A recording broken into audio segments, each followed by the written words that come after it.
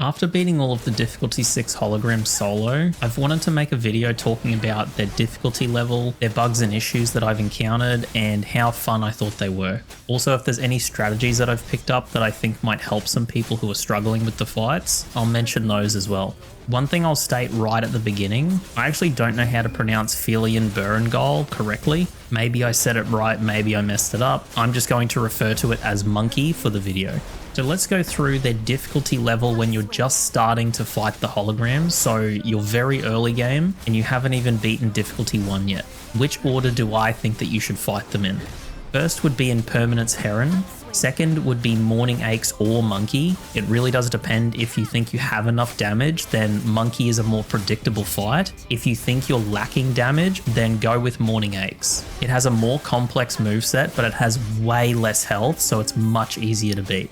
Next would be Tempest, as it has a lot of health, a complex moveset, and some very fast attacks. Last would be Crownless, but that's just because you need to access the next region in order to unlock Crownless's hologram.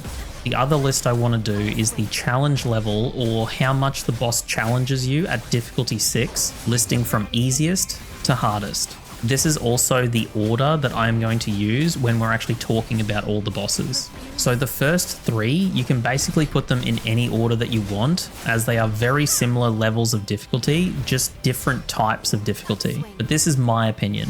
Monkey is the first, as it's the easiest. Second would be Morning Aches, thanks to its low health. And third would be Heron. That just leaves the last 2, Crownless and Tempest.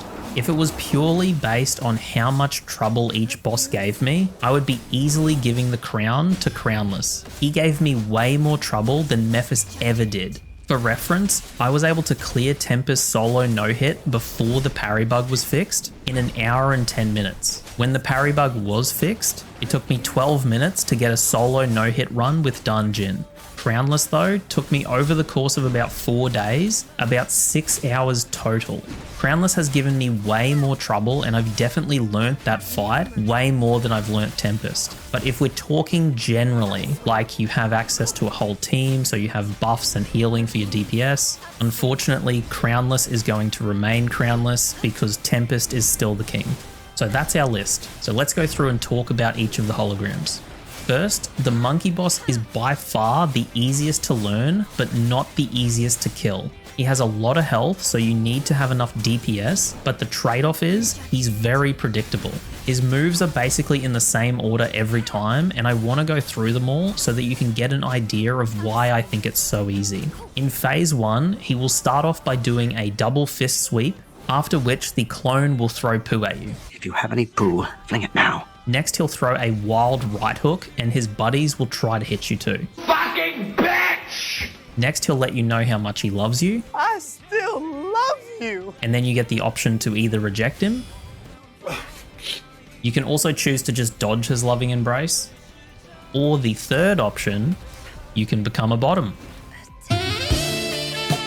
Next, he'll leap into the air and show off how much he wanted to be a professional wrestler when he grew up. Watch out, watch out, watch out, watch out! After which his little brother will join in, thinking it's a tag team match. And lastly, he'll throw a tantrum because you haven't let him win yet. This same sequence will repeat until his health reaches 66% or 2/3, which will make him initiate phase 2. He transitions into phase 2 by taking out his frustrations on his wood. I can do whatever the fuck I want! After which he'll climb down and prove he's better than you, just like any sane Twitch streamer would. Where'd you get that attitude the fuck out of my chat, you little pussy bitch? During which his chatters will come out to throw shit at whoever the streamer is mad at. But with the end of this starts phase 2. In phase 2, the first thing he'll do is try to get you to touch his wood. I just want you to touch it. Just touch it, come on. You can choose to reject it. Or you can try dodging him. Doing so, he will of course try his luck again, and his buddy will also take a shot. Mind you root for one more, and then you push her away. Next, he will do one of his 2 other wrestling moves. This is the only time where you don't know exactly what attack he is going to do. He will either try to dropkick you, after which his tag team partner will try to support him. The other move that he'll do is a quick slap before trying to bring the pain with an elbow drop. And after this, his partner will throw poo at you. Next, he'll let you know just how cool he is by swinging his weight around. I'm stronger. I'm smarter. I'm better. I am better. And after he does this, his buddy will throw some poo at you. Again? Seriously? The last thing he'll do in phase 2 is he will flex on you by doing the coolest move a monkey can do. Spin. Now, you can either dodge this by being cool. Damn, I'm good. By being a bitch. Or by being so smart that you transcend the common laws of man.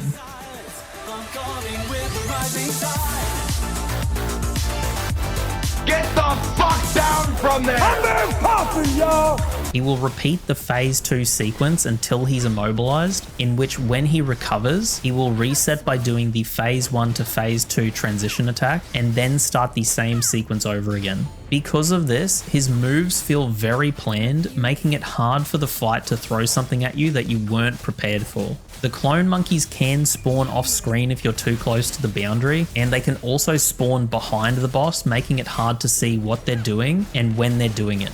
Other than this though, the fight is very straightforward and realistically, it's just a DPS check. Given how easy the fight is, it's hard to give any tips on it, but the one thing I can think of is if you're struggling to dodge the spinning log attack, don't try to dodge the log. Try to learn the timing. I found when I started fighting him, when I tried to dodge the log as it spun around, it would sometimes hit me. When I just dodged based on timing that I'd learned, it hardly ever hit me, and I'm confident that I can dodge the attack now every single time.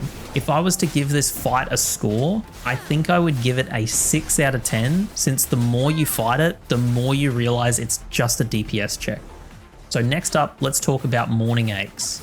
Aches is the hologram that has the least amount of health out of the current 5, making the fight feel very short. But with the fact that the indicators for grab parries are different, and one of the flying grabs strikes so fast, it can go straight through some characters' attempts to parry it, it's not exactly a pushover. Aches also has a few combos, one of which it will always do after recovering from being immobilized. It has a punish attack it will do if you ever don't parry a grab attack, and a few of its attacks hit the character after the attack animation, making experience and timing more important.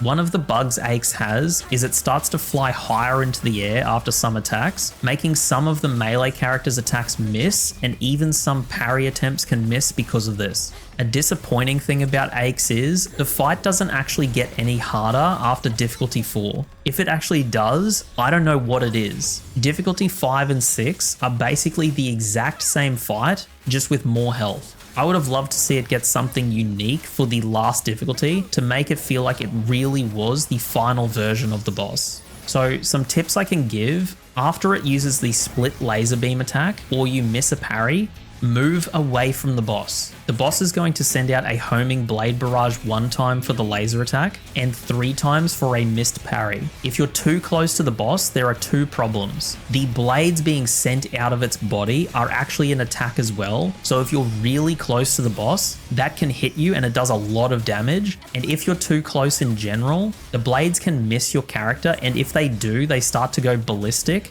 making them very hard to dodge. If you're struggling seeing the indicators for when you need to parry certain grab attacks, I'll put all of the parryable grabs on screen so that you can learn what to look for.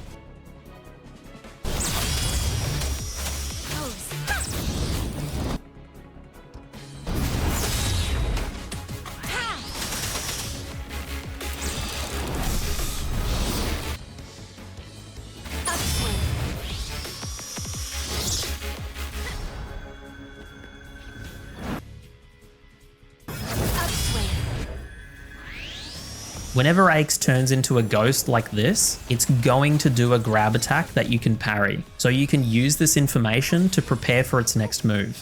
I think all of Aches' normal attacks will also do a small flash when you should dodge, so if you're having a hard time with dodging, you can look for that. I don't, so I don't know if it's all of the attacks, I just watch the animation as that's what I'm used to. Overall, I would give Morning Aches a 7 out of 10. Given there's no change between difficulty 4 and 6, there's room for improvement, but I do like the design of the boss. It's like an angel mosquito. I probably should look into the lore of exactly what it's supposed to be, but to me it looks pretty cool. So next on the list is Impermanence Heron. Heron can be a lot more annoying than it is difficult. It can choose to spend a lot of time in the air and moving away from you to start certain attacks, making it frustrating for melee characters. It has a very fast wing sweep attack that does a shitload of damage, and the difficulty 6 version adds a small feather barrage that's triggered after a lot of its attacks and can be easy to forget about. Plus, dodging the feather explosions doesn't trigger a perfect dodge time slow, so when Heron transitions into phase 2 and does 2 feather barrages in rapid succession, it can be hard to dodge. His parryable swooping attacks can sometimes hit you through the parry attempt. I had a video of this, I'll try to find it. If I can't, then I'm sorry, you'll just have to take my word for it. Lastly though, Heron has a tree, which I will talk more about later. The only tips I'd have for Heron would be the small feather barrage after it attacks is pretty easy to dodge, it's just hard to remember. The phase 2 transition feather barrage can be a lot harder if you can't get the timing right. So my solution was to dodge the first barrage and then ult through the second. The feather explosion is not stopped by the timer, so you should always be able to ult through it. Heron will always fly backwards right before it's going to try and pull you in with that vacuum attack, and if you get too close, it will cause the peck attack combo. This can be a free damage window if you go directly behind Heron while it's doing the vacuum.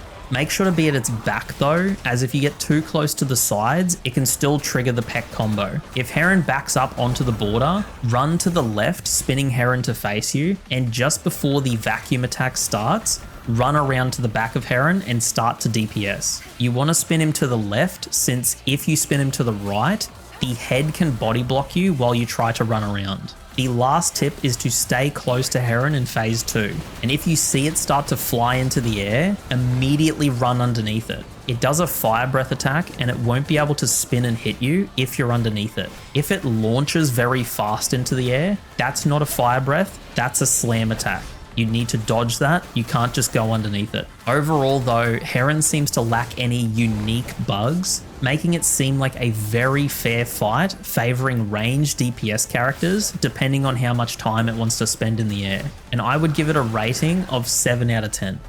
So now let's move on to my favorite fight, Crownless. Crownless is a very fast-paced, dodge-intensive fight that rewards good timing and fast reactions. I've noticed a few issues with attacks missing your character for no reason and attacks being delayed until after the attack animation, but overall the boss in my opinion is very well designed and easily the coolest hologram, with Crownless feeling less like a monster and more like it's a rival who's challenging you as much as you're challenging him. There really isn't a lot of negatives with this fight. One downside though is how small he is. I didn't really care about this as much as I came from playing PGR on mobile, where one of the old bosses, Roland, would do this kick attack that felt like it came out of nowhere. On PC, it was easy to see the tell, but on such a small screen, the tell was so small and the kick itself hit like a truck, doing 90% of my health in one hit. Over time, I got used to looking for that tell and reacting to it, so Crownless isn't much of a problem for me. But I've talked to a few people now and I've seen a couple of comments about this. Large or full screen attack animations, with the biggest problem seeming to be Jian's liberation, but I imagine Jinshi's basic attacks would cause a similar issue. For a small boss like Crownless, it becomes a much harder fight since large effects either fill the whole screen or completely cover Crownless's model, making his movements very hard to see and react to. For anyone having these problems with Jian against Crownless, I might be able to give you a few tips that I've used and hopefully help you out. For anyone who doesn't want to listen to this, you can skip to this part of the video. First would be to set the camera distance to max in the settings. I understand this sounds like a stupid idea as it will make Crownless's model smaller, but it's a lot easier to get a bird's eye view of the fight, helping you look past any effects that might fill up your screen. Second would be listen for audio cues. You can play around with some of the volume settings so that you'll be able to hear the attacks easier. I know it might sound stupid, but sometimes being able to hear the attack coming is just as important as being able to see it. Next would be pick your moments to use your liberation. Phase 1 is a really good example of picking a good moment. After Crownless does an uppercut and launches into the air, if you perfectly dodge, you have an opportunity to counterattack and stagger him in the air. From this point, you'll be able to juggle him if you know how. In phase 2, Crownless can't be staggered, and Jian's ult has a habit of making the parry sound and stopping the damage, but not actually parrying the attack, so this is where a bit of RNG comes in. There are opportunities to use your liberation here, but unless you're confident enough that you can keep an eye on him even through the ult effects, the safer bet is to just break his vibration and ult at the beginning of him being immobilized. If you do this, the only attack that you'll have to keep an eye out for is when he recovers from immobilize and does the recovery attack combo. If you think you can't dodge the recovery while in your ult, the second you see movement, press the dash button, but don't try to counterattack until Crownless lands. That's all I have though for dealing with Jian's ult covering the screen. One setting I would love to see Kuro add is being able to make your character's effects transparent or semi-transparent.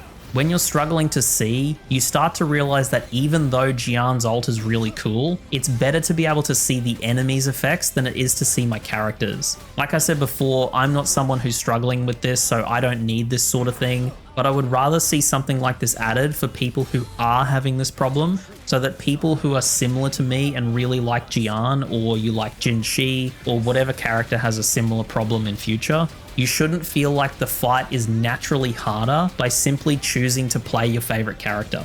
Now, I can't think of a lot of general tips for dealing with Crownless. It really is just a dodge-intensive fight. The only one that I can think of is in phase 2, the normal version of the knife throw attack. He will dash away, do a slow walk, and then dash away again before throwing 3 knives. But a rare attack that he does do is not doing the slow walk and throwing the 3 knives immediately after the dash. This attack happens so rarely that I would sometimes forget that he even does it, and it would often catch me off guard.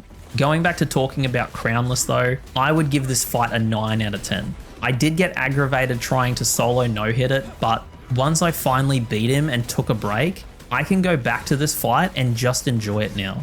In my opinion, Crownless is the most enjoyable hologram in the game. Last but certainly not least, we have Tempest Mephis. First off, I just want to say thank God they fixed the parry bug. That was a crazy annoying issue and the fight is 10 times better being rid of it. But even without that, the Tempest hologram is so far the most difficult boss in the game in my opinion. It rewards good parries, good timing, situational awareness, good dodging, God damn it. and on top of that, good DPS because it has a shitload of health. At the moment, it's the benchmark people use to scale all the current holograms off, and it will probably even be used to scale some of the future holograms as well. If you talk about how tanky Monkey is, yeah, but it's not as challenging as Mephis. If you talk about how annoying the Feather Barrage on Heron is, yeah, but try dealing with Mephis's clone. If you try talking about how complex Crownless's combos are, yeah, but it doesn't have as much HP as Mephis. You get the point. And for the record, I don't think that's a bad thing. I think it's a good thing that we have Mephis as the benchmark, since it gives us a reference for what a good fight in Wuthering Waves looks like. However, the fight still has a few problems that do make it feel a bit worse. The one I'm going to talk about, since I'm pretty sure it's a bug and it does need to be fixed, is immobilizing Mephis or the clone, which in the same way as parrying it will just make the clone disappear, can lock you out of using your liberation, your echo skill, but the most important of the three, it'll lock you out of dodging. The reason this is really only a problem for Mephis, even though this actually does happen on every other fight, is Mephis is the only one that has multiple enemies, those being Mephis and the clone. What's your sole purpose? To do whatever you tell me, Drill Sergeant? God damn it, you're a goddamn genius. If you immobilize Mephis, but the clone is still doing an attack that you need to dodge, you can't dodge the clone. If you immobilize the clone, but Mephis is still doing an attack, you can't dodge Mephis. And like I said, this actually happens on every other boss. It just doesn't matter, since the thing that causes the bug is immobilizing them. And when they're immobilized, they can't do anything. Now, there are ways to deal with this or get around it, like for example,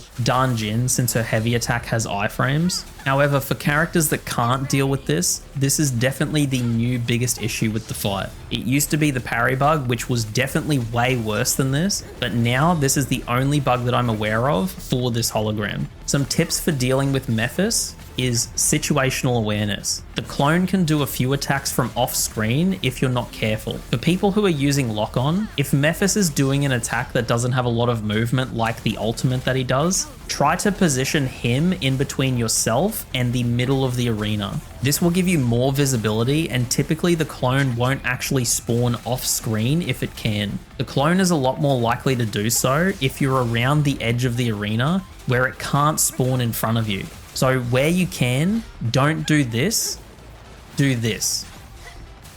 Also, the laser attack does have a sound cue, so you can listen for it, but it can be hard mid-fight and mid-combo to pick up on. When Mephis is doing the ultimate, I used to watch his foot for the correct timing, but I've since switched to his hands, as the second they start to slightly move downward, you can dodge. I also plan to dodge a lot of Mephis's attacks, even the ones that I'm trying to parry. There are a few attacks that Mephis has that are really hard to parry, so you'll find a lot more success if you don't commit to the parry and instead attack and then immediately dodge right after. For the last tip, this applies to all holograms, and it is kind of corny or cringy in all honesty.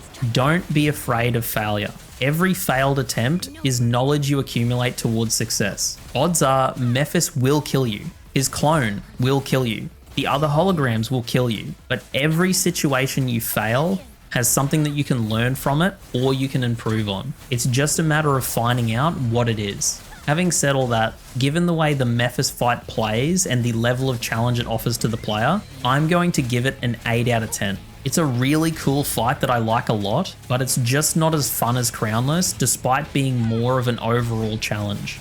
Now, you might be thinking that's all I've got to talk about, but the last thing I want to touch on is the hologram arenas themselves. I do have some issues with the monkey arena, but that's to do more with the boss, and when you get close to the boundary, the clones can spawn up in the air and attack you from off screen like we talked about earlier. However, once you're able to adjust for that, it's not really a big deal. Morning Aches I don't think has anything wrong with it, but it does have a rock formation very close to the arena that has the potential to cause some camera issues depending on the angle, but I myself can't remember experiencing any. There's nothing wrong with the Mephis arena, never had a problem with it, and it's basically a flat plane.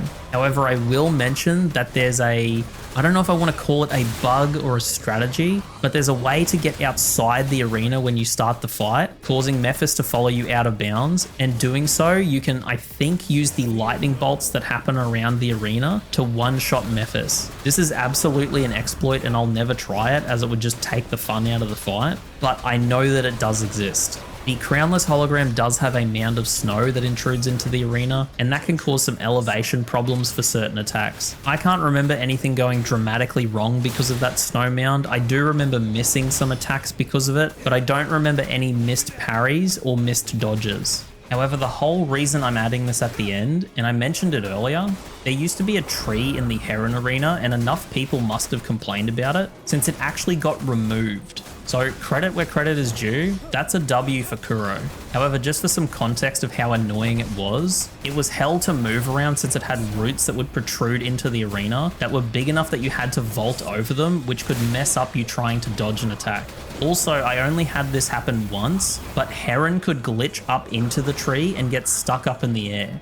Now, before we finish the video, I want to talk a little bit about a few things in regards to the channel. So if you're only here for the hologram part and you don't want to listen to me yap about my videos for a few minutes, this is basically the end of the video. So I would like to thank you so much for watching. If you enjoyed the video, you can leave a like or a comment. If you would like to see more content in future, you can hit that subscribe button. But for the last part of the video, I've been having some thoughts about what I want to do now that I've beaten all of the holograms. The holograms are likely going to get a lot easier given that my characters aren't even level 90 yet and they have okay stats at the moment. So for making more content for the community, I've thought about doing Tower of Adversity bosses solo and trying to get 3 stars. I will need a bit more DPS if I'm going to do something like this, but this should be something I'm able to achieve. I thought about doing boss rushes using one character and going through all the holograms, at least the holograms that don't resist the element of whatever character I'm using. For example, I don't plan to fight Tempest with Yinlin, and I don't plan to fight Crownless with Dungeon. The only thing holding me back from the boss rush idea is it wouldn't be a proper boss rush. I don't think I have the skill, patience, or the time to do an actual boss rush and clear all of the holograms in succession without dying. I might attempt it, but in all honesty, I don't think I can do it. So I thought I would put the question to YouTube. If it wasn't a proper boss rush and it was instead just a video where, let's say Yinlin's beating all of the holograms solo, would this be something that you'd like to see? Let me know down in the comments. The first character that I'd probably do this with would be Yinlin, since currently I think she's pretty well built. Now, she's not amazing, but in terms of wanting to be resource efficient, I think she's built, I think she's done. But the character that I'm looking forward to doing this with is Chun-Li. Problem is at the moment, I can't guarantee her. I'm at 63 pity and this is all I have saved at the moment. And also I'm not on guarantee, which means I either have to win the 50-50 or get super lucky if I lose it. But if I get her, I will absolutely build her up and I'm going to be doing some solo challenges with her. The other thing that I've thought about is doing Depths of Elusive Realms, but in all honesty, that's more of a fun thing to do. It's not really a challenge. Now that's just talking about the combat videos that I want to make. Going forward, I also want to talk about issues with the game. I've been wanting to make a video talking about the characters that I would like to see in future, a potential collab between Wuthering Waves and PGR where, hear me out, we get Alpha and her weapon for free. It's not gonna happen! A man can dream. I have also thought about covering the game in a more general sense by, you know, talking about the future of the game and all that sort of stuff, but there's already enough people that make those sorts of videos, so I don't know whether I want to start doing those as well. There's plenty of them out there already. One more thing before we wrap up is I would really love to get the opinion of anyone who's watched the bloopers that I've made at the end of some of my solo challenge videos. And even if you haven't seen them, I'll play some of them in the background so that you can sort of get an idea of what I'm talking about. First, do you like the bloopers or do you think that they're cringe? It's really hard for me to tell myself since it's my kind of humor and I really enjoy making fun of my own mistakes, so I'm a bit biased. Second, would you like to continue to see them at the end of challenge videos, or would you rather see them in a separate video just for bloopers? I will say that no matter what, I still want to keep making the bloopers when I can, since after I beat a boss or a fight that really tests my skills, I really look forward to watching my old attempts and finding something that makes light of my failures. Making the bloopers is something that I'm really enjoying, so I do hope that you're enjoying them as well. But that will do it from me, so thank you for listening to this extra part at the end, and until next time, I'll catch us later. Don't do this! No, fuck you, I would do this! Fuck you, I would do this! Fuck you, Italian motherfucker!